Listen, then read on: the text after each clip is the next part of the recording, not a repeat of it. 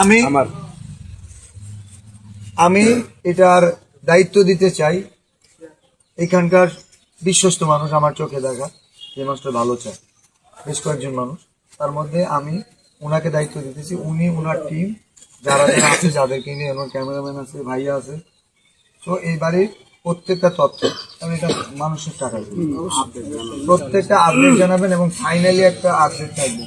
শুরুতে শেষ 10 বছর পর আসলে বাড়ি নির্মাণ হয়েছে কত টাকা খরচ করবে, কারণ এটা সরকারি কোনো বাজেট না, এটা কোনো মানে সংস্থা থেকে না, এটা মানুষের রক্ত ঘামে জমানো টাকা, বুঝতে পারছেন?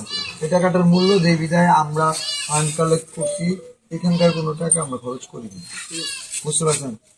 এবং ওনার বিশ্বস্ততার প্রমাণ দেন এলাকাবাসীর কাছে, আপনার বিশ্বস্ততার জায়গা দেন, ঠিক আছে?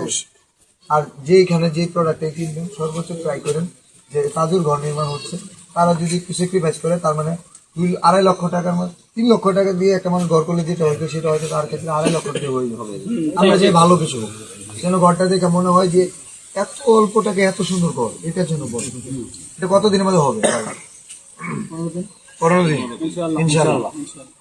ঠিক আছে, আমি শেষ করি, চলুন আমরা চা খাই।